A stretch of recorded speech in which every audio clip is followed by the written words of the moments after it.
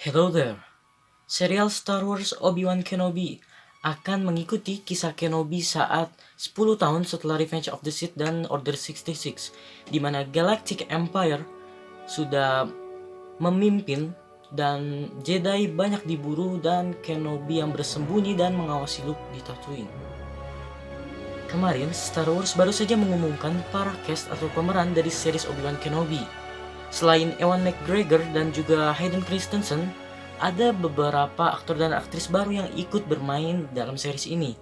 Dan kalau kita lihat, muka-mukanya ini sudah tidak asing lagi kita lihat.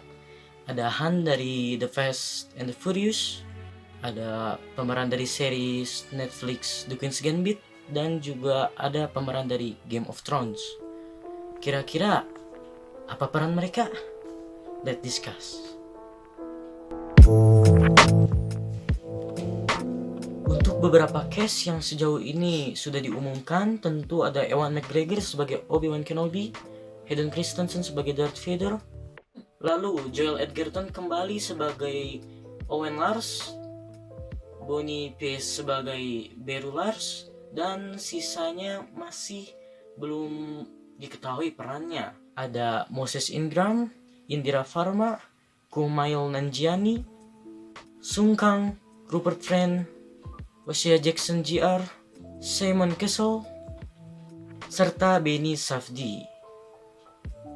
Untuk Moses Ingram cukup menarik karena setelah dia diumumkan bergabung dalam cast series ini, dia memposting dengan caption seperti ini, yang berarti mungkin dia akan memerankan karakter antara Jedi atau Sith.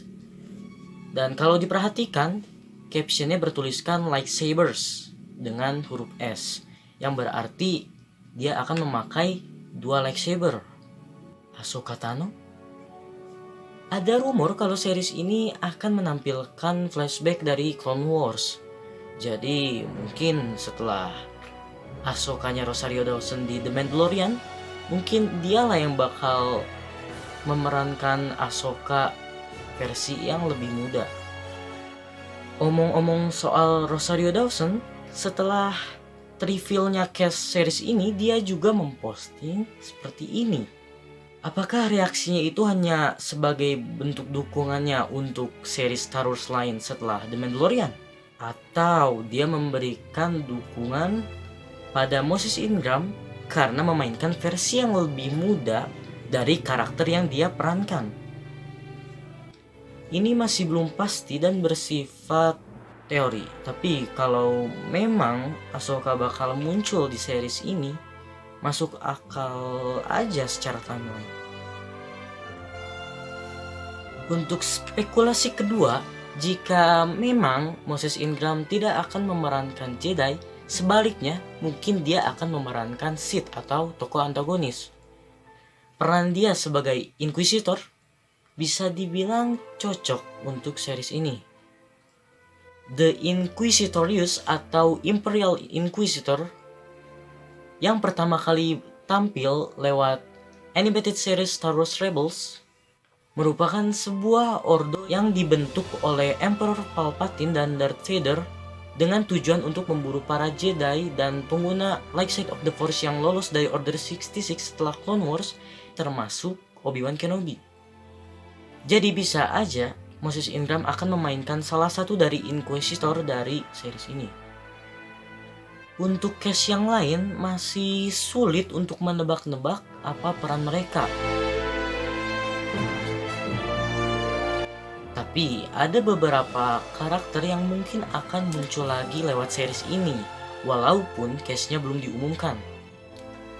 Darth Maul.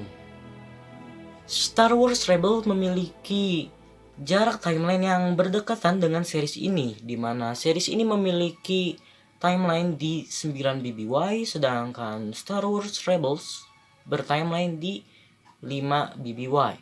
Jadi berjarak sekitar 4 tahun. Di Star Wars Rebels, Darth Maul tewas saat bertemu Obi-Wan di Tatooine. Jadi jangan heran kalau adegan itu akan kembali lagi kita lihat dalam bentuk live action. Masih berkaitan dengan Star Wars Rebels, Grand Admiral Thrawn.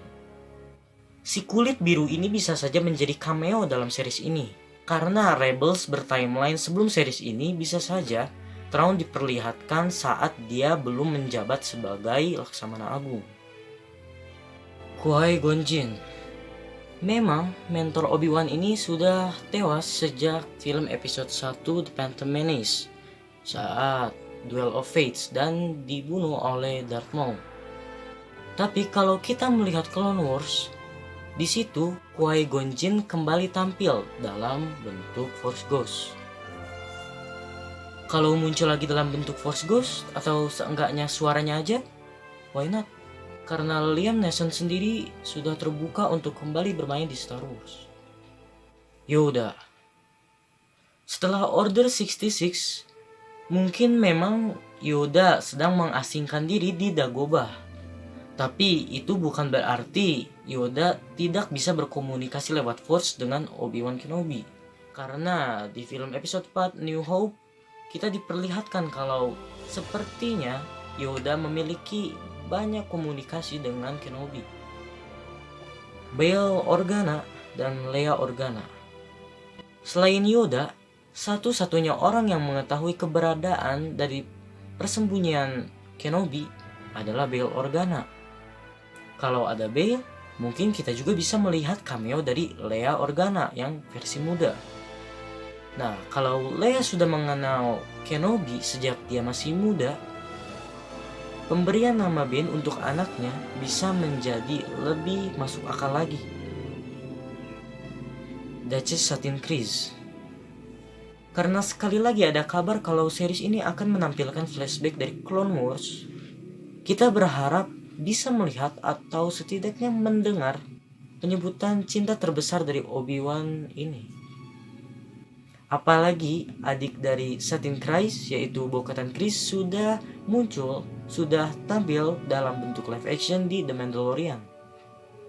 Untuk spekulasi, karakter lain sudah disebutkan sebelumnya, ada Ahsoka dan Inquisitor.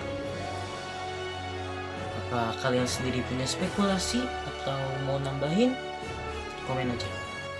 Nah, series ini sendiri baru akan memulai produksi dan syutingnya pada bulan April ini.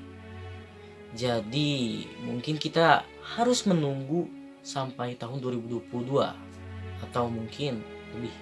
Tapi tenang, di tahun ini kita masih bisa melihat konten-konten dari Star Wars. Ada The Bad Batch bulan Mei nanti dan The Book of Boba Fett di Desember nanti.